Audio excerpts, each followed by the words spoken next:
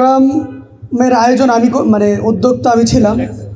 আমি ডাকসুর বিবি সাদেক কায়ুমকে দাওয়াত দিয়েছি এবং জিএস ফরহাদকেও দাওয়াত দিয়েছিলাম। তারা প্রোগ্রামে থাকবে সেটাও বলেছিল। গতকালকে যখন সাদেক ভাইয়ের সাথে আমার কথা হয় তখন তিনি বলে কি প্রোগ্রামটা কি আমরা করবো কি না। তখন আমি বলেছিলাম যে ভাই আমরা যৌথভাবে করতে পারি, কিন্তু পরবর্তীতে আসলে আজকে তাদের উপস্থিতি আমরা দেখতে পাচ্ছি না। মানে ডাকসুর ইতিহাসে, মানে ঢাকা বিশ্ববিদ্যালয়ের ইতিহাসে ডাকসু ভবনে এমন নির্মম হামলা কখনো হয়েছিল কিনা আমরা জানি না।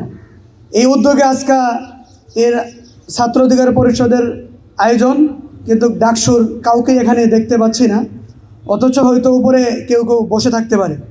আসলে যে বিগত দিনের যে আন্দোলন সংগ্রামের যে স্পিরিট বা আমরা আসলে কী ধরনের মধ্য দিয়ে আয়োজন করেছিলাম সেটা আসলে তারা আসলে উপলব্ধি করার কথা না।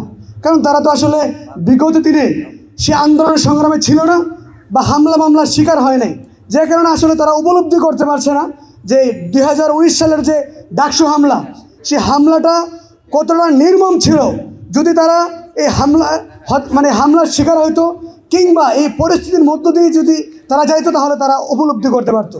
যদি আমরা অত্যন্ত ব্যাপারটা খুবই দুঃখজনক। ডাকসুর এই ঘটনা আমরা তাদেরকে দাওয়াত দেওয়া লাগবে কেন?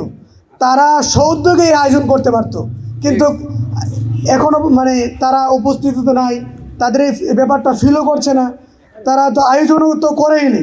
তো আমরা বিশেষ আজকের এখান থেকে বলতে চাই, বিশ্ববিদ্যালয় প্রশাসন আপনাদের কাছে আমরা স্মারকলিপি দিয়েছিলাম যে ডাকসু হামলার বিচার করেন। গোলাম রাব্বানী এখনও ঢাকা বিশ্ববিদ্যালয়ের শিক্ষক হিসেবে আছে, ক্লাস নিচ্ছে।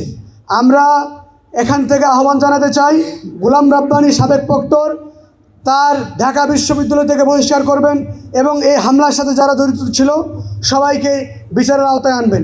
এই বলে আমার বক্তব্য শেষ করছি। ধন্যবাদ সবাইকে।